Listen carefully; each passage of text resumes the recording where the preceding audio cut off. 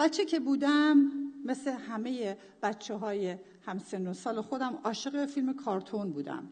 من خیلی فیلم‌های باگز بانی و نمیدونم اینا رو دوست داشتم. کارتون زیاد نگاه می‌کردم.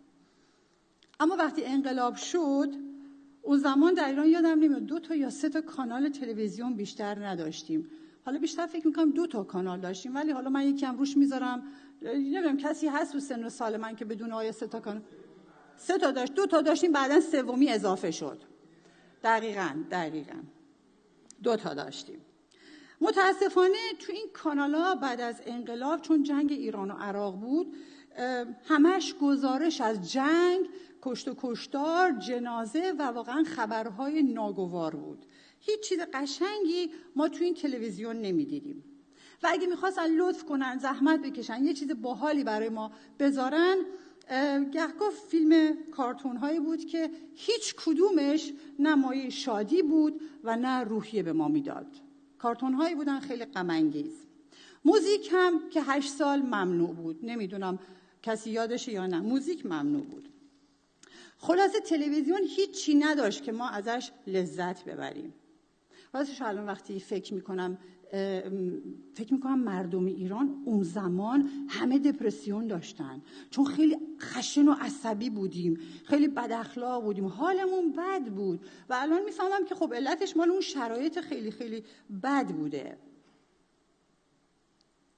من خیلی وقتا تو این کلیسا زیاد شنیدم که اذان میان میگن ما نسل سوخته هستیم،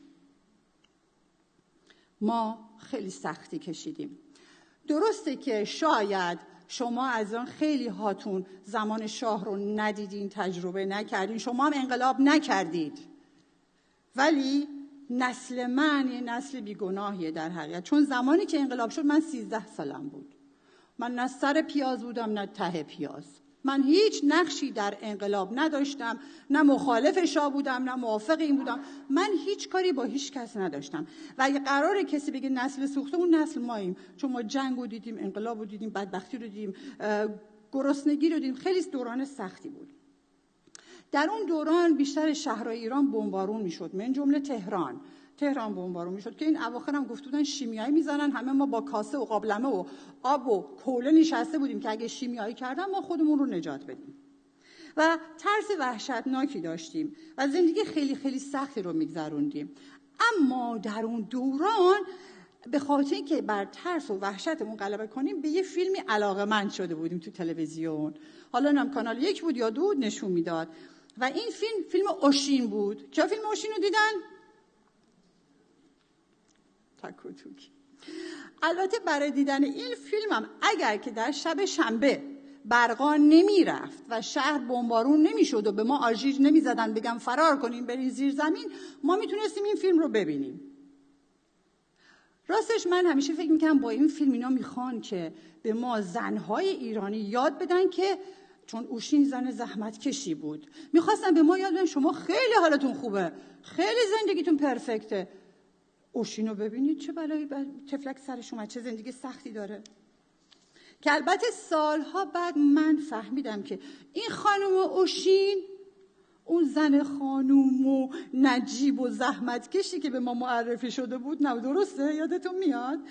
و از اونجایی که فیلم رو طوری دوبله کرده بودن و پخشش میکردن که ما در حقیقت تربیت بشیم، دستکاری شده بود. فیلم اصلا اون نبود که بود. و از فیلم اوشین یه فیلم دیگه ای در آورده بودن، سانسورش کرده بودن، نمیدونم ترجمهش تغییر کرده بود، یه فیلمی شده بود که نبود اون فیلم. خلاصه حالا بگذاریم. در کنار این فیلم اوشین یک سری کارتون ها رو هم نشون میدادن که اونها هم به جز غم و اندوه چیزی به همراه نداشتن. اما ما بزرگسال‌ها چون چاره نداشتیم، اگه که یه چند تا فیلم هندی و فیلم‌های خارجی رو کرایه نکرده بودیم، شب تا صبح قرقره نمی‌کردیم که صبح 10 تا فیلم رو نگاه می‌کردیم تا صبح می‌رفتیم فیلم‌ها رو تحویل می‌دادیم. حالا چی از این فیلم‌ها فهمیده بودیم ما نمی‌دونیم، ولی سعی می‌کردیم توی روحیه‌مون تغییر بدیم. ولی اگر اینها نبودن می‌شستیم کارتون نگاه می‌کردیم. و کارتون‌ها هم چیا بودن؟ زنبور عسلی که حاج بود و در به در دنبال مامانش می‌گشت. یه بچه یتیمی که هیچ شادی توی کارتون نبود. یه کارتون هم بود به اسم حنا و دختری در مزرعه یک کارتون دیگه بود به اسم پینوکیو. من از هیچ کدوم این کارتون‌ها خوشم نمیاد، با اینکه من عاشق کارتون بودم، از این کارتون‌ها اصلا خوشم، مخصوصا پینوکیو.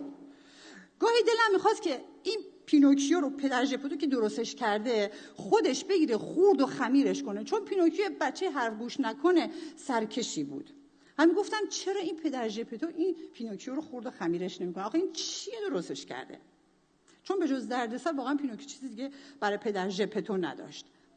چند وقت پیش فکر می‌کنم تو گروهام همه رو گذاشتم این فیلم رو. من یک فیلمی رو در مورد پینوکیو دیدم که هدف کارگردان از این فیلم توی اون فیلم توضیح داده شده بود که من واقعا هرگز اینطوری این فیلم رو ندیدم. فکر کنم شما هم این فیلم رو دیدین، درسته؟ ممنون میشم اگر این فیلم رو بتونیم پخش کنیم. خب خیلی دیدن ولی خب عده کمی. ولی خب فکر نمی‌کنم هیچ کدوم این دیدگاه رو داشتین. نه شما می‌خواستین پینوکیو رو خفه کنین، خورد خمیرش کنین، بندازینش بیرون. ولی خیلی جالبه که این کارگردان چطور فکر می‌کرده. من صحبت‌های این شخص رو که توی فیلم داشت میگفت دوباره براتون تکرار می‌کنم. شاید فیلم رو داشتین نگاه می‌کردین حواستون به صحبت‌ها نبوده باشه. در فیلم شنیدیم که هدف از شخصیت پدر ژپتو نشون دادن شخصیت خدای خالقه که با چه عشق و علاقه پینوکیو رو در حقیقت خلق کرده و چطور پدر ژپتو در هر شرایطی از پینوکیو حمایت میکنه. حتی وقتی پینوکیو میره و کارهای اشتباه میکنه، پدر ژپتو حتی اون زمان هم ازش حمایت میکنه و دوستش داره و سعی میکنه باهاش باشه. هدف نویسنده به تصویر کشیدن عشق همیشگی پروردگار نسبت به بندش توسط پدر ژپتو توی این فیلم دیده میشه. یه جوجه اردک هم توی این فیلم بود به اسم جینا هم در حقیقت این کارگردان اینو درست کرده بود که در حقیقت مظهر عقل، قلب و روح پاک پینوکیو بود. پینوکیو همه چیزش بد نبود، چیزای مثبتی رو هم در خودش داشته که اینها در هر شرایطی پینوکیو رو از کارهای بد واقعا منع می‌کردن، گفتن این کارا رو نکن. در واقع جینا همش میاد میگه این کارو نکن پینوکیو، این کارو نکن، این بده، اینطوریه و همش راهنماییش میکنه، چون عقل، قلب و روح پاک پینوکیو باید میبوده. و نویسنده معتقده که در همه ما انسان‌ها هم یک جوجه اردک پاک و معصوم در وجود ما وجود داره که ما الان میتونیم بهش بگیم روح القدس. در همه ماها که ایمان آوردیم اون جوجه اردک روح خداست که در حقیقت عقل و قلب و روح پاک رو به ما عطا میکنه تا ما بفهمیم چی بده چی خوبه. هدف از خلق شخصیت روباه و گربه نره که دو تا حیوان خیلی مکار هستن تو این فیلم و همیشه این پینوکیو رو گول میزنن این بوده که نفس پینوکیو رو نشون بدن و همه ما متاسفانه گهگاه اسیر این نفس هستیم که همیشه این با وعده های پوچ و تو خالی پینوکیو رو گول میزدن و میکشتن تو راههای اشتباه و سعی میکردن از پدر ژپتو دورش کنن. گهگاه نفس من و شما ما رو از خدا دور میکنه، چون هدف اینه، هدف شیطانی که از نفس ما استفاده کنه. و گربه نره و آقا رو با هم تو این فیلم همینطورن. همونطور که انسان‌ها با پیروی از نفس درونشون از خدا دور میشن، این اتفاق هم برای ما میفته. پینوکیو وقتی دروغ میگفت دماغش دراز میشد، تو این فیلم هم شما دیدین، و تو عذاب شدیدی قرار میگرفت. ولی یه پری مهربونی بود که همیشه میومد کمکش میکرد و دماغش کوتاه میشد و دوباره سعی میکرد انسان درستی باشه.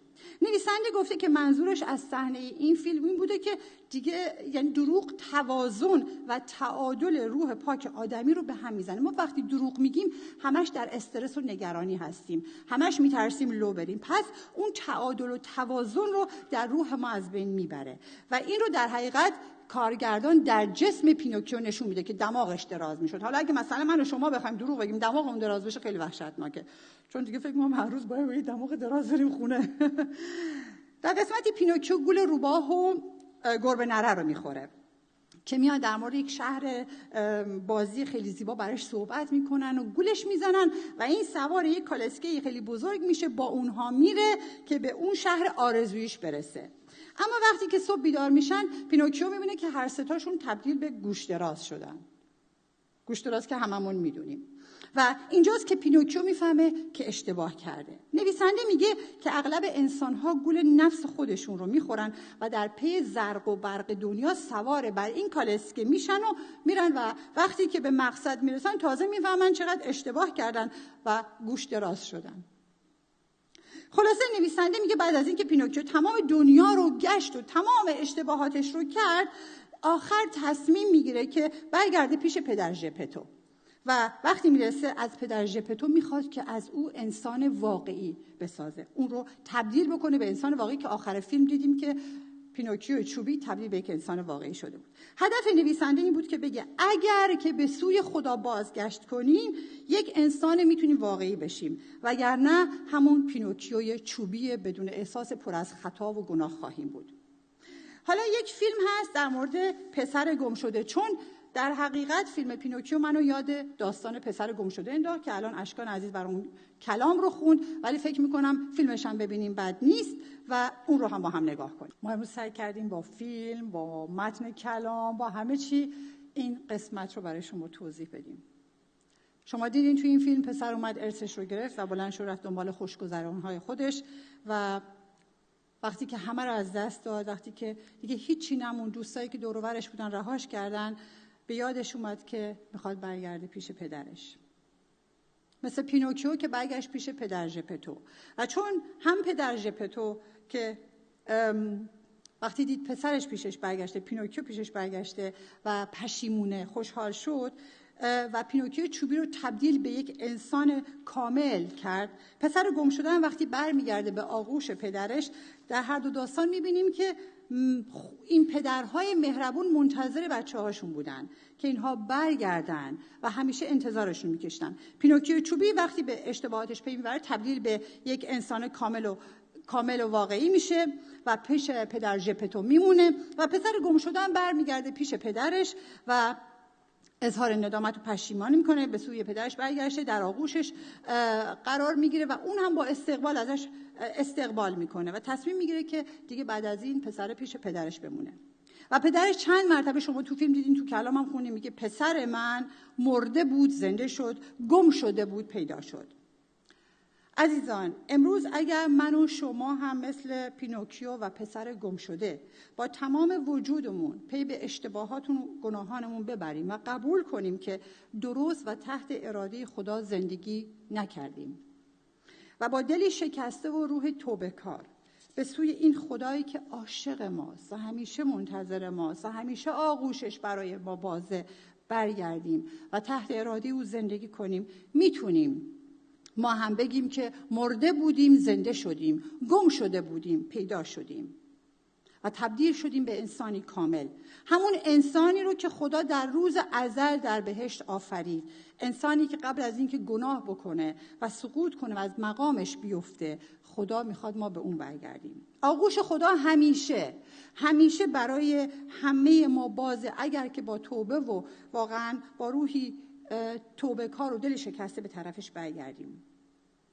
بیایید، واقعا من چند هفته گذشته زیاد در مورد بازگشت به سوی خدا و توبه اینها صحبت کردم. نمیدونم هم شاید وقتش رسیده که باید این کار رو بکنیم. خیلی از ما مسیحیای اسمی هستیم، خیلی همون میگیم ما مسیحی هستیم ولی عملاً همون پیتزای تو کارتونه هستیم.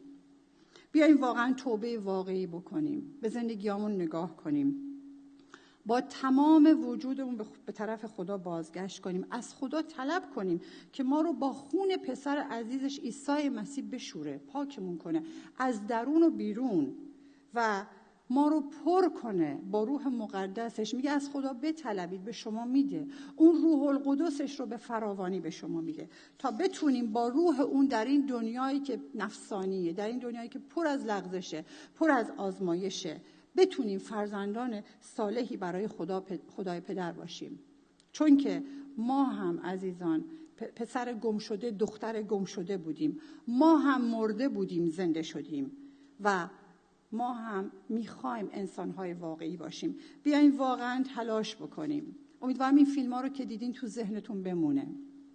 اگه وقت نکردین کلام رو بخونید، شما امروز حتی داستان پسر گم شده رو خوندین، پسری که رفت و غرق در بدبختی شد، حتی با خوک ها هم غذا شد. گهگاه ما واقعا به اون پستی در زندگیمون میرسیم وقتی که به خدا پشت میکنیم. بیاین برگردیم پیش خدا و انگشتر قشنگ دستمون میکنه، ردای زیبا تنمون میکنه، ما رو بلند میکنه، ما رو برکت میده، اسم ما رو خوب میکنه، به ما آبرو میده، حیثیت میده، شخصیت میده. و ماهایی که گم شده بودیم پیدا میشیم، ماهایی که مرده بودیم زنده میشیم. و زندگی که با خدا داریم زندگی بسیار زیباییه. خیلی فکر میکنن من اگه کلیسا برم ایماندار بشم باید قید تمام تفریحات زندگیمو بزنم. من افرادی میشناسم که واقعا تفریحات خیلی خیلی سالمی دارن، از زندگیشون به نحو احسن استفاده میکنن و ایمانداران قوی هم هستن. شما فکر نکنین که ما اومدیم کلیسا میشیم راهب و تارک دنیا و دیگه میریم توی صومعه میشینیم. خدا اینو نمیخواد. خدا میخواد ما بریم توی این جامعه ولی مسیحی زندگی کنیم، واقعا پاک زندگی کنیم، از تمامی زیبایی هایی که خدا به ما داده به نحو احسن استفاده کنیم. پس بیاین عزیزان ما هم زنده بشیم و انسان‌های واقعی بشیم با بازگشت به طرف خدایی که پدر و عاشق ماست و خالق ماست. آمین.